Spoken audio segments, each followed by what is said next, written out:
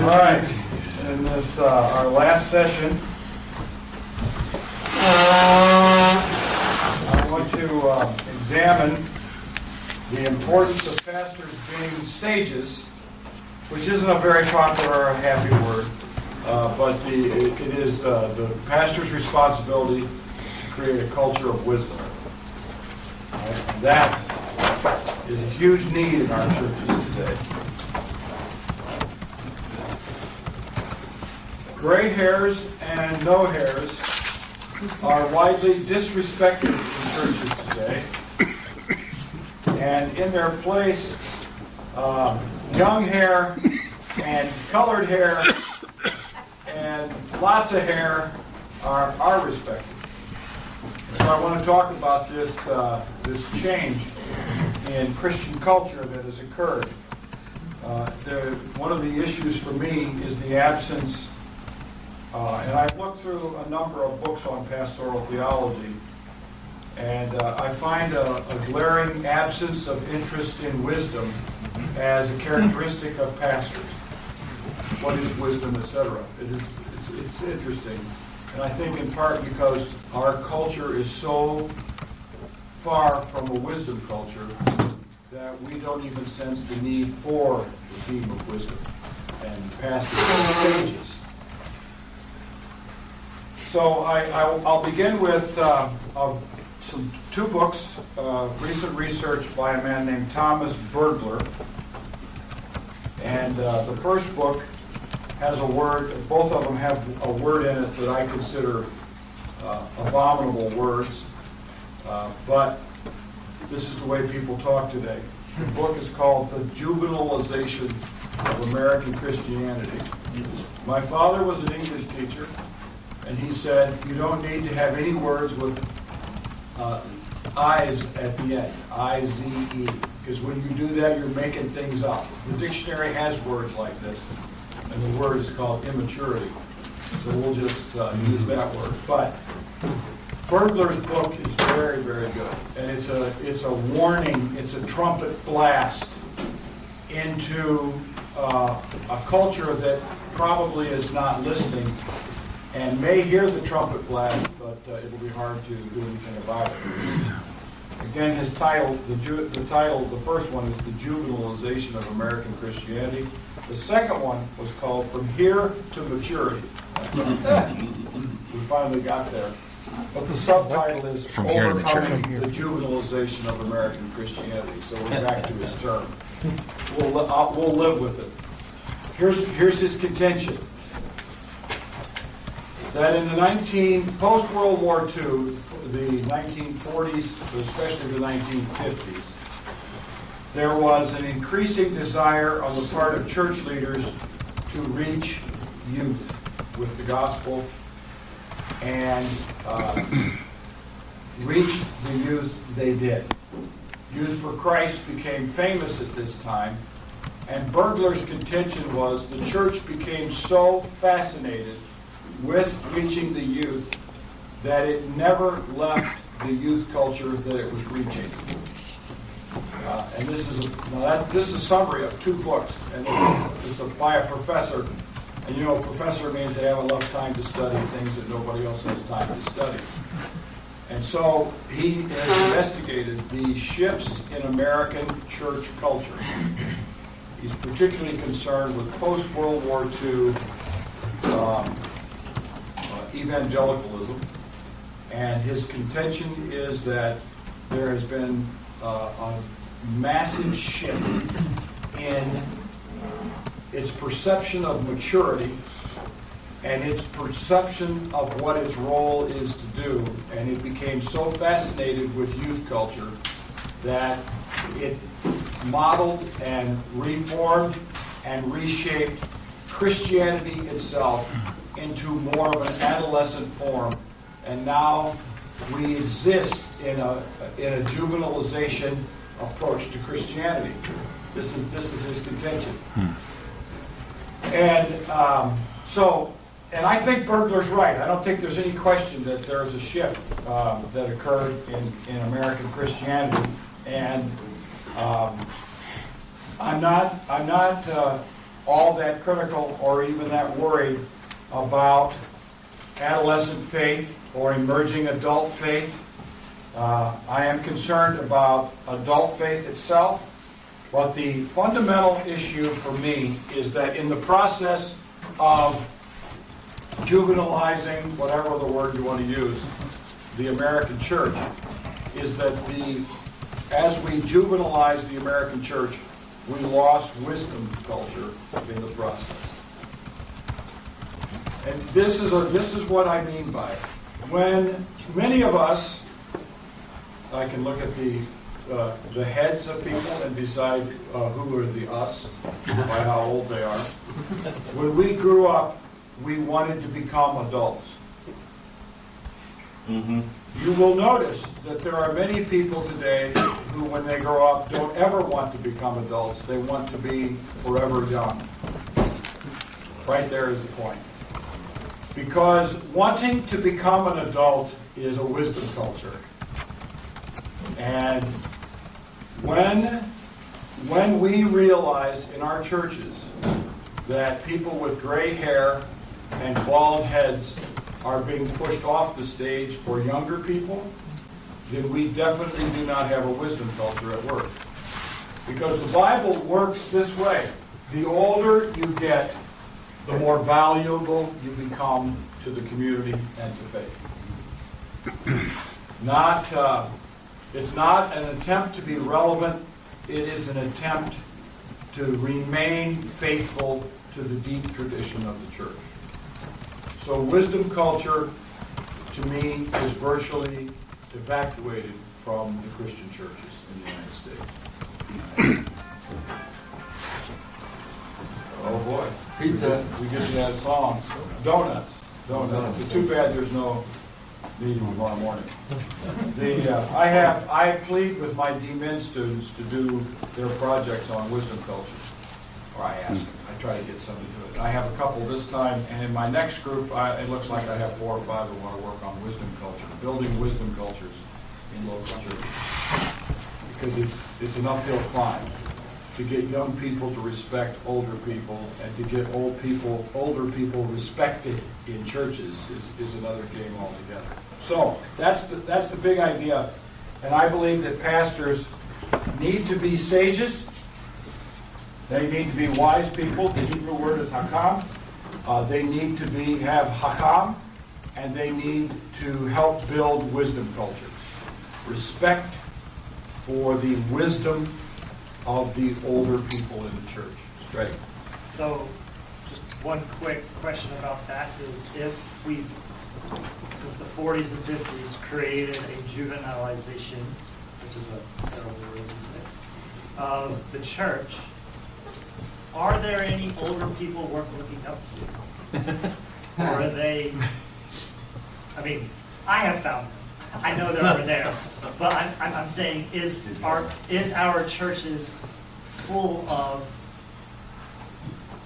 Juvenilized older people. yes, Mm-hmm. that's my Perpetual question. adolescence. Yeah, the late adolescence into their grandpa years. There is some of this, but my experience in churches is that older people have plenty to offer.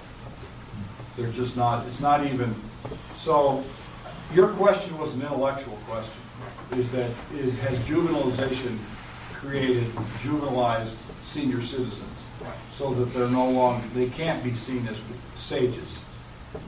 That's a fair intellectual question. It is really hard to live a full life and not develop some wisdom, particularly if you've had inclinations toward wisdom in your ministry or in your life. I find lots of older people full of wisdom. Lots of them. And I don't know about the majority. I haven't sat around and thought about it that way. But our church that I'm in right now has enough older people that, and I would say every one of them is laced together by wisdom. So there's plenty of wisdom, I think, in most of our churches. But I'll bet, I love that sound, don't you love that sound? Yeah. I'll bet the older people in your church are from a different class or or educational experience or even positions of responsibility in society than in my church.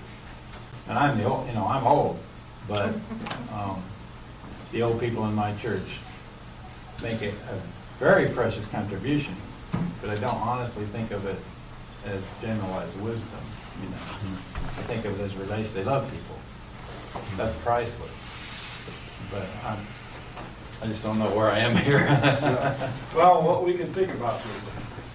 Yes. I think one of the things I've been finding is that I have a lot of 80s and 90-year-olds who finished 8th grade, and kind of being, how do you encourage them to also share their wisdom, because they feel less valuable because they're not educated and they're not. Yeah.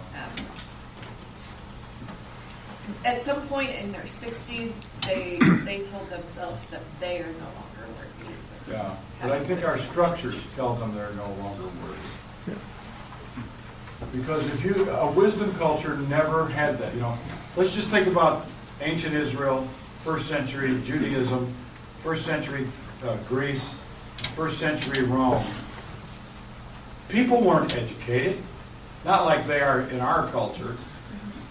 There were elites, but the elites and capacity to write were not even correlated, or even the capacity to read. They would have people read to them. So they could develop wisdom. You can develop wisdom in life without education. Pop Brubaker in my church, when I grew up, didn't go past, I think, 7th grade.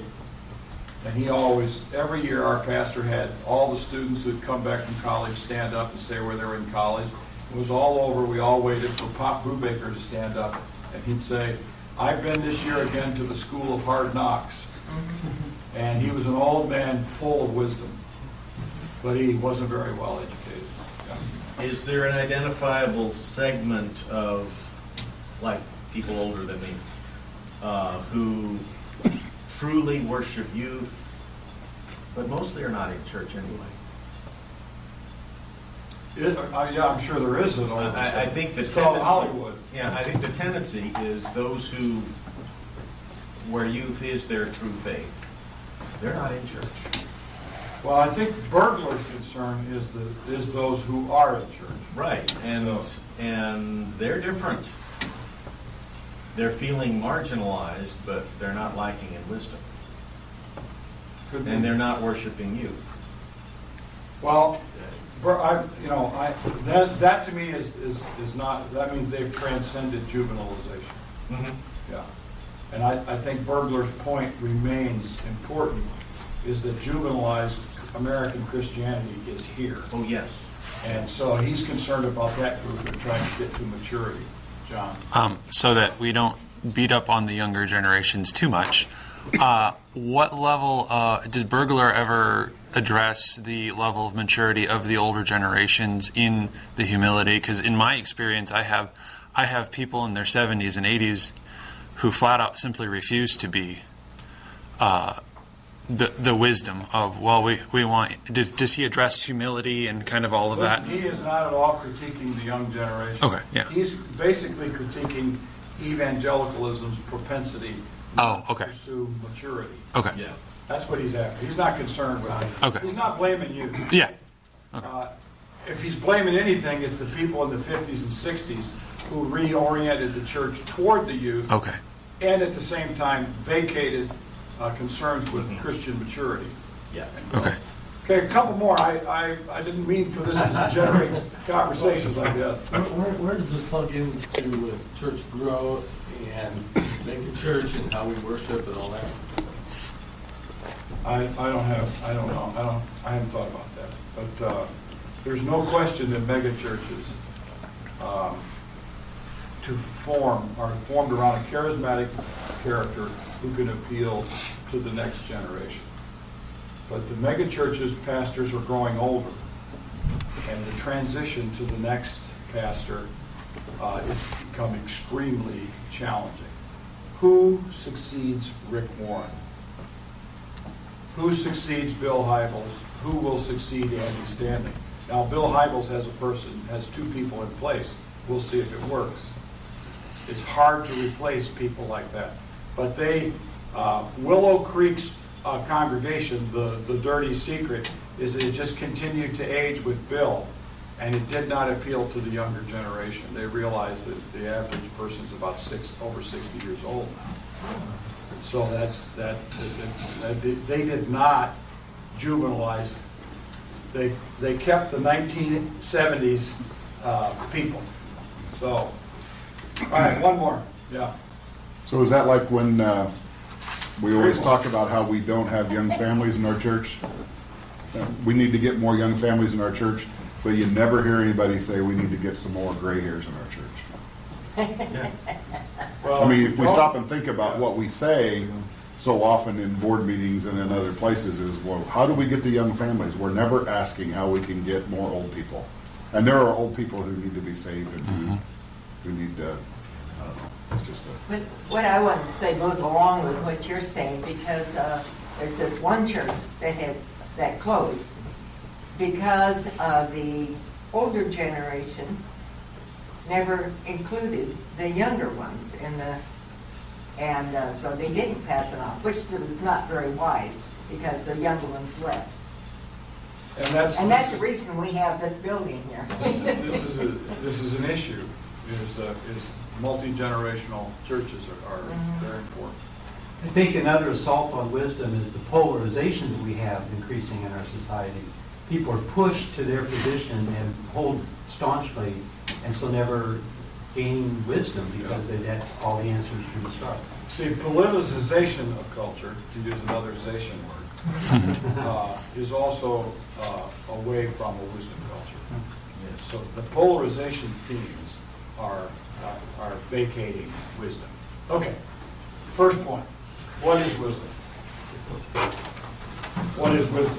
This is a section in your Bible that people largely ignore. It's not easy to preach through Proverbs. I mean, it seems endless. But there are some great themes. But we also have a very important set of books in the middle of our Bible that are about wisdom.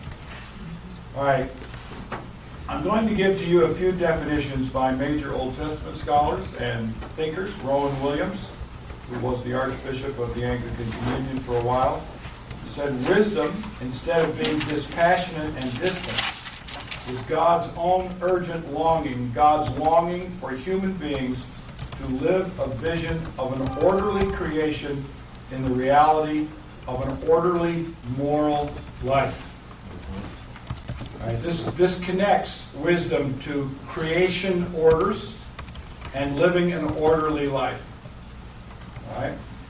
James Crenshaw, an Old Testament scholar, said, wisdom is the reasoned search for specific ways to ensure personal well-being in everyday life, to make sense of extreme adversity and vexing anomalies, and to transmit hard-earned knowledge so that successive generations will embody it. I'm not going to say these slow enough for you to copy them down. So I'll define wisdom in a few seconds. Ellen Davis, in her fine stuff on Proverbs, said, this is a definition you can write down and remember. Wisdom is living in the world in such a way that God and God's intentions are acknowledged in all that we do.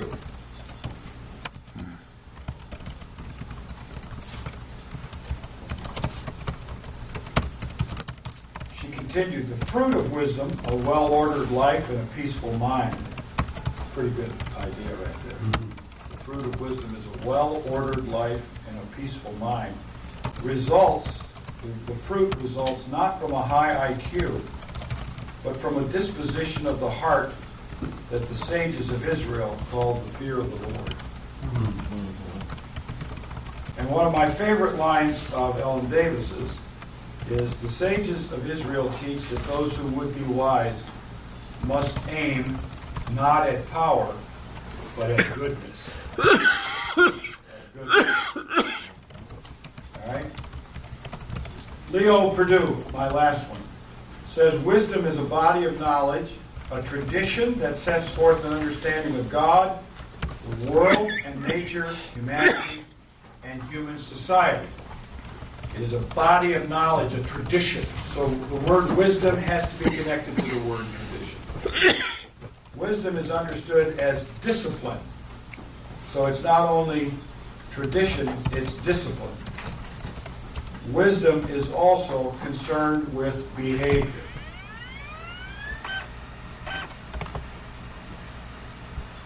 So I will offer my definition to start out, and then I'm going to modify this when we get to the New Testament. Wisdom is living in God's world in God's way. It is living in God's world in God's way. A wisdom culture, then, is concerned, and its substance is concerned with teaching people how to live in God's world in God's way.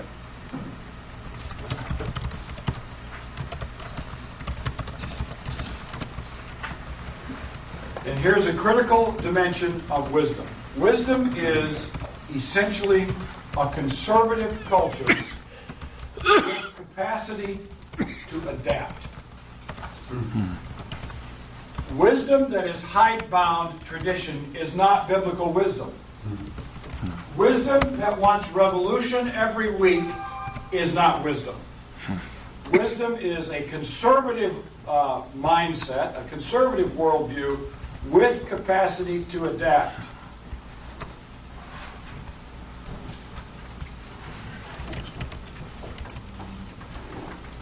So there's a classic statement of wisdom in the rabbis in a tractate called Mishnah Avot, which is the classic study of how to understand rabbinic Judaism. And it has three parts. Moses received the Torah at Sinai and handed it on to Joshua. Joshua handed it on to the elders, and the elders to the prophets. And the prophets handed it on to the men of the great assembly. Now that's their group of people.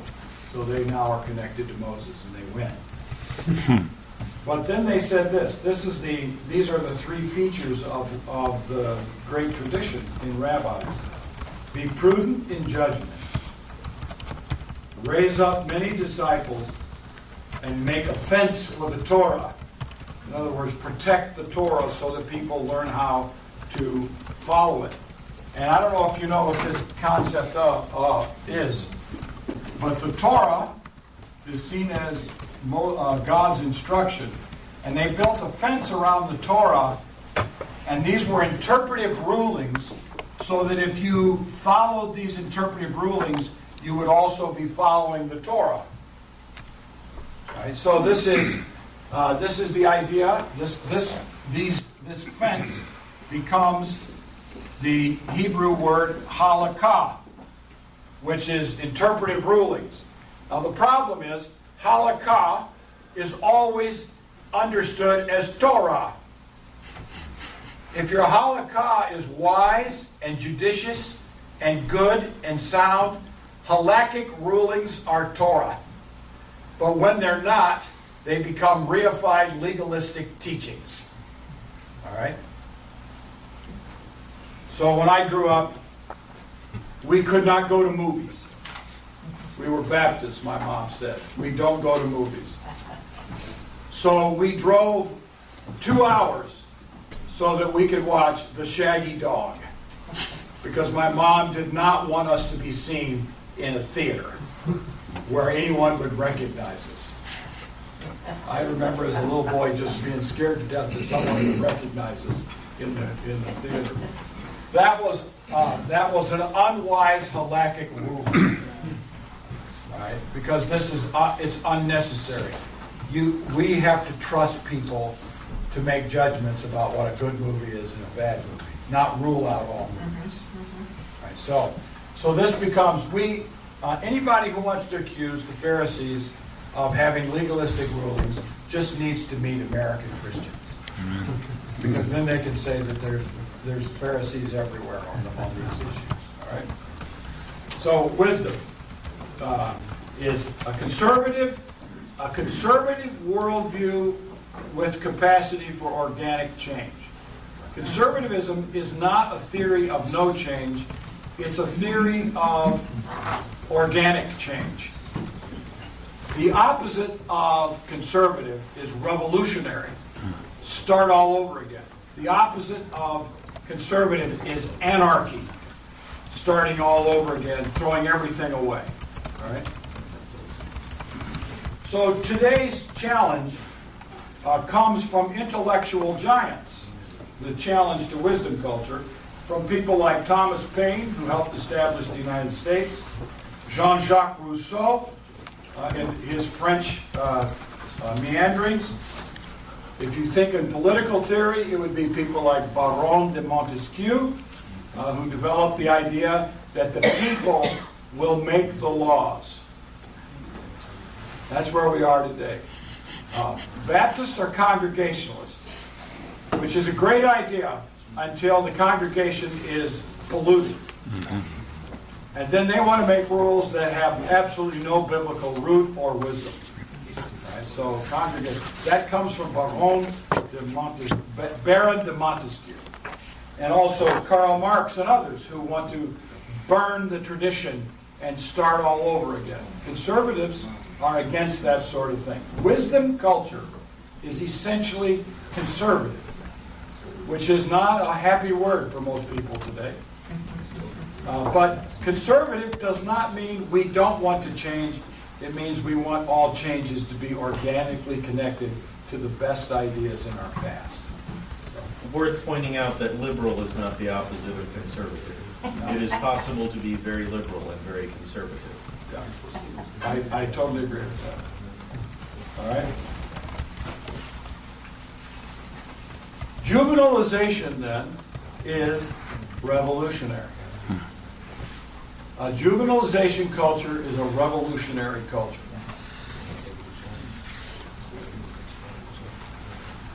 I'd like to start then now in the Bible by looking at Proverbs chapter 1, verses 1 through 7. Proverbs 1, verses 1 through 7.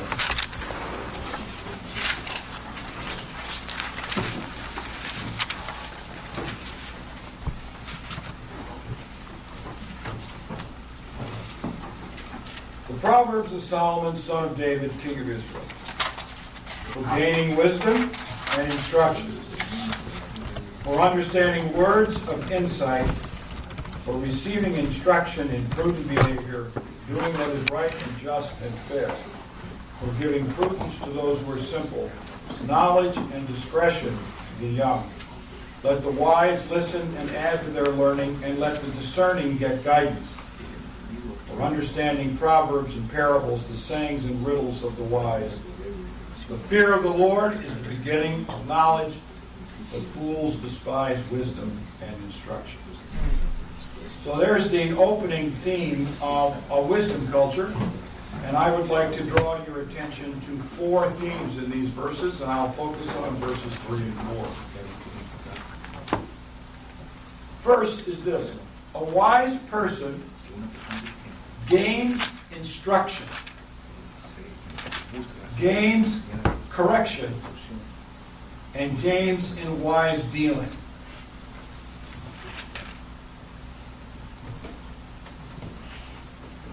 Second, a wise person has the attributes of righteousness, justice, and equity. The Hebrew words are tzedek, mishpat, and mesharim. Righteousness, justice, and equity. This is in the second half of verse 3. There. Third, the wise person is prudent and has discretion.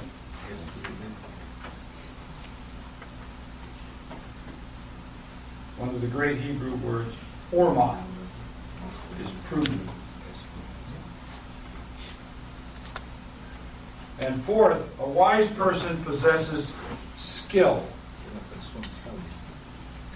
Skill in knowing and doing. 5b. All right. Wisdom, a wisdom culture, then, is a culture in which the wise, the sage, passes on wisdom to the youth. All right, so the sage passes this on. Somewhere in my reading or in thinking, I landed upon an expression that I call receptive reverence. And I don't know if I got it from someone or if I made it up. In my best moments, I think I made it up.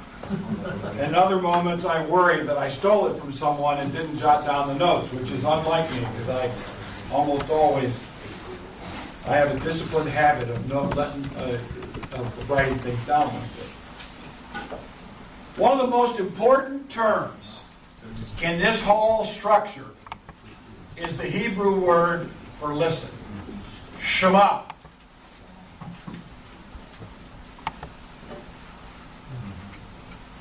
The only people who listen are people who have reverential reception of wisdom from the wise. They have reverential reception. They are receptively reverent. And in Proverbs 1:3, at the beginning, we have this expression, for receiving instruction.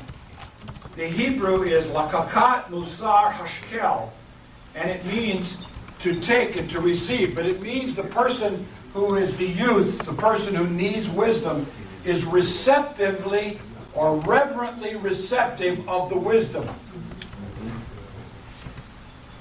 So in other words, they're supple, they're open, they're receptive, because they value the wisdom of the wise.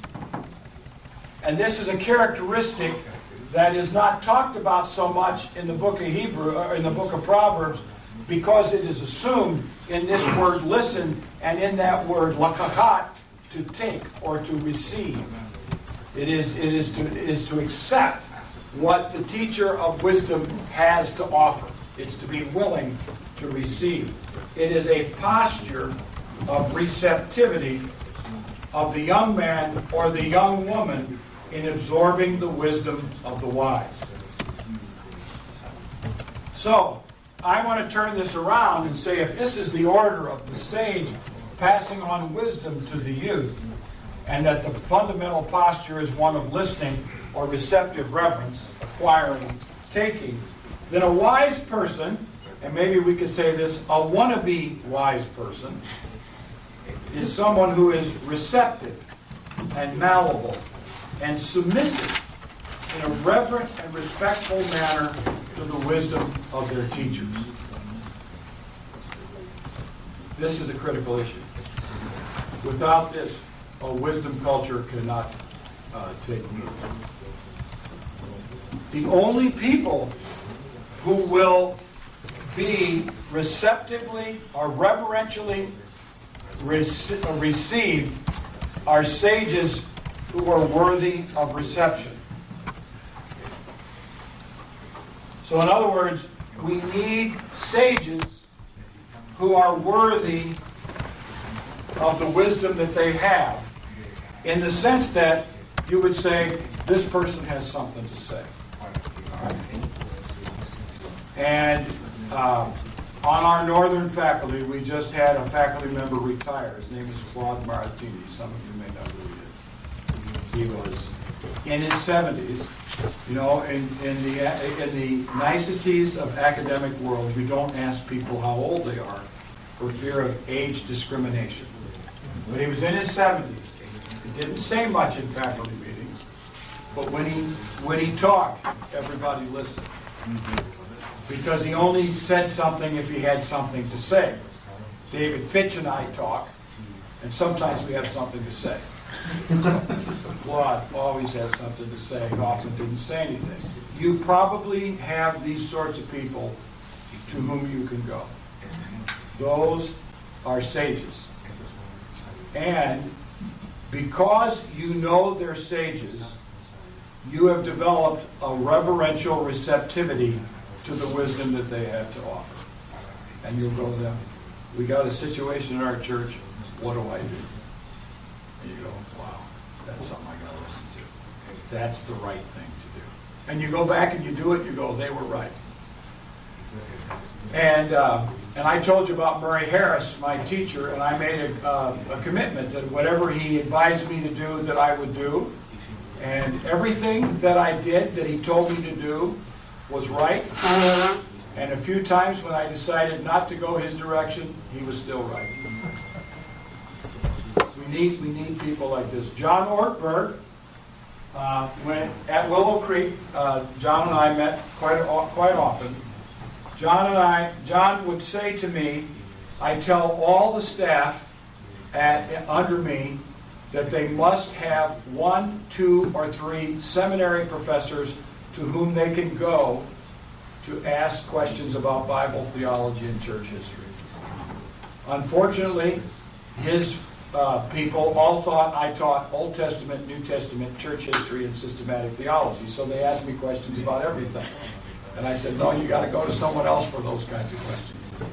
But I believe that should be the case with you. You should have a relationship with seminary professors to whom you can go. When Bart Ehrman wrote his books at the beginning, you may well have needed wisdom on what do we do with this sort of thing. And a seminary professor almost always can say, this is what you need to do. And they may not be able to help you on a baptismal issue, but they can help you with those academic issues. So find people who are sages, and you know who they are, and you value them so much that you have become yourself reverently receptive of what they have to offer. And how is that different from going to your library and having some key books and people on paper that you consult in that same way? I would say that was the case with my books. That was a little slow on the other. We're not quite as receptive. We're not quite as receptive. I think there's a huge difference between a person and a book. But a book is a good substitute for nothing. It can be. But there are questions that you're going to have that books won't answer. Sure. And the people can't answer. Sometimes the people can't answer them. Then you're on your own. Would I know Fitch talks a lot about contextualization. Would maybe in that I'm not trying to answer the question, just trying to add. I wonder if a contextualization. I mean, if John Wesley is incredibly wise, but he doesn't live in 2017. Yeah.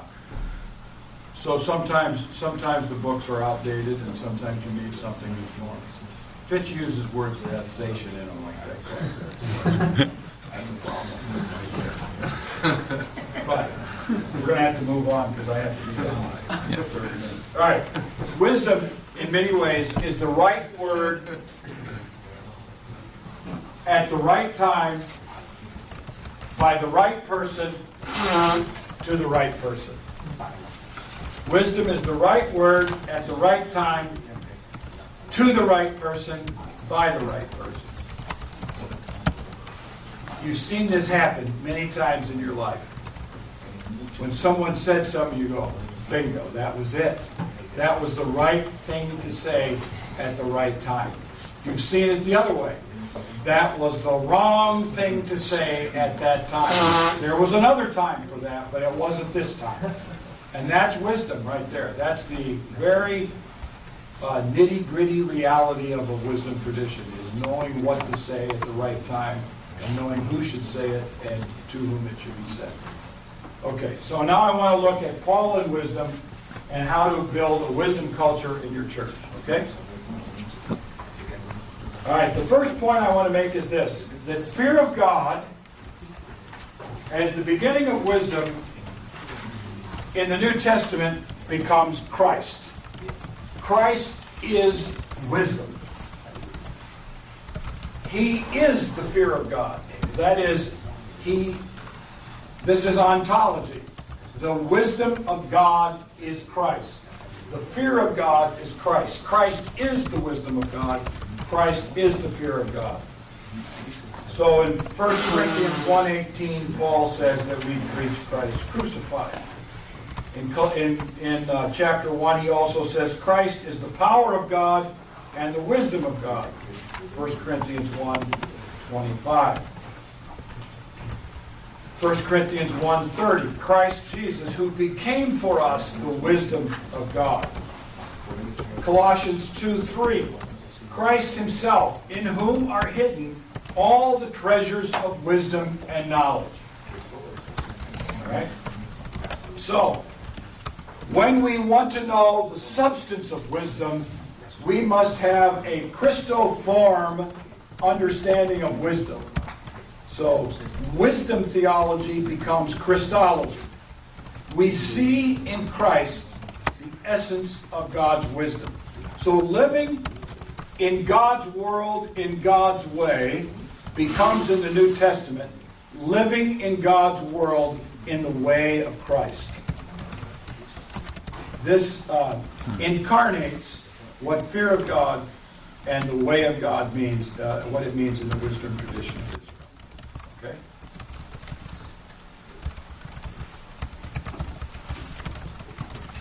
So Paul says in Colossians 1:26-27, the mystery that has been hidden throughout the ages and generations that has now been revealed to the saints, to them God chose to make known how great among the Gentiles are the riches of the glory of this mystery, which is Christ in you, the hope of glory. The mystery, the wisdom, is Christ himself. A gospel-centered and Christ-shaped and spirit-prompted wisdom will always see through Christ into all situations. All right, so the first point that I want to make is that wisdom is Christ. The fear of the Lord becomes Christ is wisdom. This does not evacuate fear of the Lord, nor does it mean you don't have to read Proverbs anymore. It means that we see in the fear of the Lord a picture of Christ. The second is this. Paul is down on worldly wisdom. He's down on worldly wisdom. For Paul, worldly wisdom is foolishness. In 1 Corinthians 2:1, Paul says, when I came to you, brothers and sisters, I did not come proclaiming the mystery of God to you in lofty words or wisdom. Interesting. Wisdom there is negative. He says, my speech and my proclamation were not with plausible words of wisdom, but with a demonstration of the Spirit and power, so that your faith might rest not on human wisdom, but on the power of God. And he said, we speak these things in words not taught by human wisdom, but taught by the Spirit, interpreting spiritual things to those who are spiritual. Now here's the critical factor. Paul writes these words to Corinth. And in Corinth, there is, I've mentioned this several times, the cursus honorum is running society. The path, the way of raising yourself up in society so that you are successful and powerful and have great reputation and honor and glory and all that stuff. That ran Corinth. And Paul comes in and says, the cursus honorum is not the way of Christ. If you follow the way of Christ, you will never be on the cursus honorum. Now, Paul is not living in a nuanced world. He is sabotaging and subverting worldly wisdom in Corinth that is ruining the church, because he can say things like this, not many of you were noble, etc. He's blasting those who are in the church. This is not subtle, although we might think it's subtle. We might say, well, really, there are some who are. Well, yeah, and Paul is making it very clear that that's not the way to make it, because people thought because they were successful in society, they ought to be leaders in the church. And they thought because they were successful in society, they were immune to Christian morality, 1 Corinthians 5. They thought because they were high status that they didn't need to have judgment, 1 Corinthians 6, when he says, all of you can judge one another. That is a blast on the cursus honorum. And one incident after another in the Corinthian epistle is a blast on worldly wisdom. So in 2 Corinthians 11, when Paul praises and boasts, because they boasted a lot. He boasts about his persecutions and all his struggles. He is subverting worldly wisdom, and then he is elevating Christo-form wisdom. Okay? And this is where I would like to just make a subtle critique of the role that business methods play in the church. There are times when we are wise and we will listen to the business world. But when the church becomes a business, we have subverted the cross. Because many times the way of the cross is not the way of business. It is simply not that way. All right? A third point I'd like to make, and I don't want to develop this at length, because it's a pet idea that I'm toying with, and that is wisdom allows us to reimagine the world. To reimagine the world. Christ is the icon of God, the image of God. Icons give us a window, an image by which we learn to see the world in a different way. And I don't know if any of you have read the great Russian Orthodox thinker named Alexander Shmema. If you haven't, I recommend that you read a small book of his called For the Life of the World. And do not read it in a hurry. And if you read it slowly, you will rise up and call me blessed. I promise you. It is a brilliant book. Because the Eastern Orthodox, whether you like their Christianity or not, have a long and deep tradition of wisdom, of learning to look at the world through the lens of who Christ is. So everything becomes iconic for them. And if you've been in one of their churches, you know they got icons everywhere. And it can freak you out if you are really low church. You go and you go, whoa, this is weird. But that is merely an external reality to a theology that relates nature and grace in a way that Protestants and most in the Western tradition do not. And Alexander Shmeiman can teach you, and you will see it in his writings, that he visibly looks through everything he sees, and he sees the wisdom of God in all the world. And for that reason alone, the Orthodox are worthy of our reading, especially Alexander Shmeiman. He's my favorite of the Orthodox. Schmemann. Alexander Shmeiman. He taught for years and years at a Russian Orthodox seminary in Crestwood, New Jersey. St. Vladimir's, I think it's called, St. Vladimir's. So, I believe that wisdom is the capacity to see all the world through the lens of who Christ is. So we learn to reimagine the world. We don't see the world on CNN and Fox News. We don't see the world on the internet and in newspapers. We see the world through the lens of who Christ is. And it's transformative. Is it not the case that you can listen to your favorite news show and get all worked up and then I wonder how Christ sees what's going on in this day? If you ask that question, I think you'll say, I need to turn off the news. Yep. It's turning me into an angry person, Yep. and Christ loves this world. So, all right, I'll move on. All right, how do we establish wisdom in our church tradition, in our churches? Wisdom is established in a church by personal embodiment. Wisdom is not established by attending seminary, though I think you should attend Northern. Seminary can enhance people's wisdom. Wisdom is not established by attending a course on spiritual formation. James Bryan Smith is good. Wisdom is not established by reading the Bible or praying or by fasting. All of those are helpful. Wisdom is established by the embodiment of a chain of tradition. It is established by a chain of tradition. Greg, do you need this to be up? No. I mean, I can erase this. I'll erase this. Does everybody know that? Got it. Okay. I'll put it a different way. I can email it to everybody. I'm gonna Christianize this sage wisdom. All right.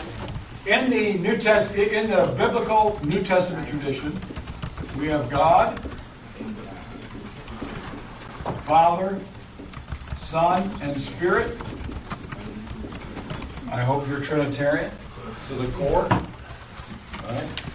Not just in faith, not just in what you recite or just what you believe, but in how you think. And God passes this on to the apostles and to the prophets who speak the word of God to the people of God. And the prophets have left they have passed this on in local churches to, I'll use the New Testament words, bishops, elders, and deacons.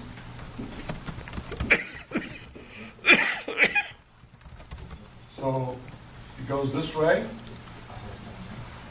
This has become, in the history of the church, a deposit of wisdom.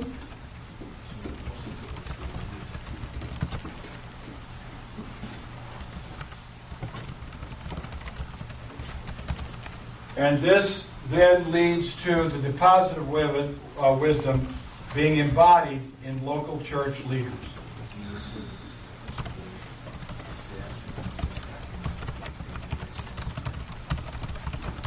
Who pass this on to congregations. All right? If you don't believe in this chain, you don't believe in wisdom. If you believe in this chain, you must become receptively reverent to the deposit of wisdom in the history of the church. This is respectful. This is not infallibility.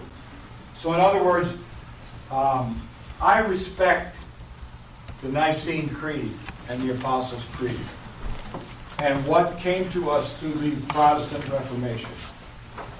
And in my tradition, the 39 Articles of Religion. And in your tradition, the New Hampshire Confession of Faith, is that the first one? And then if you have any connection to the Southern Baptists, you're going to be connected to their faith and practice. And if you have no connection to the Southern Baptists, you may have the Philadelphia Confession of Faith and other statements of faith. And you will listen to those, and you will reverentially be receptive to the wisdom of those traditions, of what they've passed on. That there is something valuable among Baptists about soul freedom. There is something valuable about the autonomy of the local church. There's something valuable in that, in the Baptist tradition, that needs to be respected and valued in certain ways. It can become an idol for some people. Soul freedom can become autonomous individualism and expressivism. Autonomy can become papal, so that the pastor becomes the one who's truly independent, and he or she can do whatever he or she wants. But this is the chain of tradition. And I think we have to repeat this as a generalized theme in sermons and teachings, is that God has taught, has revealed His truth to the apostles and prophets. It has been passed on to bishops and elders in the New Testament. We have a New Testament, and it's become a deposit of wisdom throughout the history of the church. And we value what the church has taught. And I'm going to give you an example. Some of you have Wayne Grudem's Systematic Theology on your shelf. Right? Wayne Grudem, I rode to school with for years. We taught together at Trinity. Has, I would say, no respect for the deposit of wisdom, is that he thinks, as a professor, that he can open up the Bible and read it all on his own, without respect to the history of the church's tradition. And as a result, he developed with vigor an idea of the eternal subordination of the Son. And when people pointed it out, he said, "You're wrong." But when people who really mattered in his world finally said, "Enough is enough," about a year and a half ago, the professors at Westminster Theological Seminary attacked him for his eternal subordination to the Son, and they all but said, "You are a heretic. You have taught the eternal subordination of the Son, and it's indistinguishable from Arianism." He finally started to listen just a little bit. And Bruce Ware, his colleague, who was also my colleague at Trinity, listened. I knew long ago that this was Wayne Grudem's problem. He would not listen to the history of the church on Trinitarian thinking that derived from the Cappadocians and Augustine. We need to value this stuff. Now, I know you don't have time to read all of St. Chrysostom and all of Basil and all of these people. But there are people out there who have. And you need to know who they are and listen to them. All right? Grudem is actually, I've heard, is adjusting his systematic theology. It was, I believed then, I wasn't a systematic theologian, I could not take him on. The complexity of pre-Nicene Christology is incredibly complex. It is some of the most intense discussions the church has ever had. And if you really want to read it, you read Lewis Ayer's The Legacy of Nicaea. And I promise you, you'll get blown away by how much this guy knows about that tradition. But that tradition developed by godly people who were being persecuted, who studied and thought and carefully pondered what Scripture says, and they came up with stuff that was non-contradictory to the Bible and brought into fullness what the church tradition has taught. This is the deposit of wisdom. That's the great tradition. Each of us also dwells in a lesser tradition of denominational affiliation or association. And those traditions need to be valued. And so I think we need to teach respect for those who've gone before us. And we can teach respect by talking about those who've gone before us with wisdom. That in the Baptist tradition, this is who we value. We value so and so and so and so and so and so. And these people have been great for us. Okay. Yeah. My last point is this. That was my last point. No, my last point is this. We need to develop the skill of discernment in order to express wisdom. The skill of discernment in order to express wisdom. Paul says in Colossians 4, verses 5 through 6, "Conduct yourselves wisely toward outsiders, making the most of the time. Let your speech always be gracious, seasoned with salt, so that you may know how you ought to answer everyone." That's wisdom right there. What was the tag on that again? Colossians tag. Colossians. Turn your Bible on Colossians 4, verses 5 through 6. All right? Colossians 4, verses 5 through 6. In 1 Corinthians 8:1, Paul says this, "All of us possess knowledge. Knowledge puffs up. Love builds up." That's a powerful statement. It doesn't work when you are submitting a paper to a professor in seminary and you have a very inadequate paper. You say, knowledge just puffs up. I'm a man of love. Sorry, buddy, but you had an exegesis paper due, and it's not very good. There is a time to say knowledge puffs up and love builds up. There's a time not to say it. And Paul knew when and when not to. All things, he said, are lawful, but not all things are wise. In 2 Corinthians 9:6, Paul says, "The one who sows sparingly will also reap sparingly. The one who sows bountifully will also reap bountifully. You don't say this to people who are unemployed. You say that in another social situation and condition. All right? So I would say that all of Paul's letters are laced together by wisdom.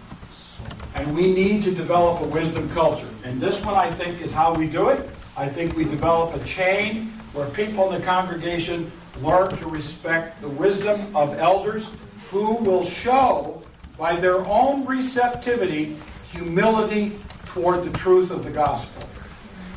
Rather than being coercive, they embody this receptive reverence over time, and they say, I want to submit to Scripture on this one, and I think you have something to say that I don't have to say.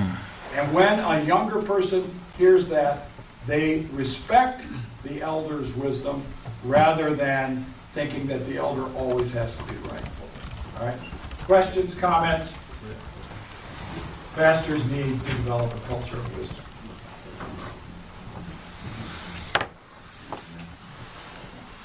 Tell stories of old people in the church. Yes. Does this directly relate to the problem of different levels of maturity and wisdom among the elders?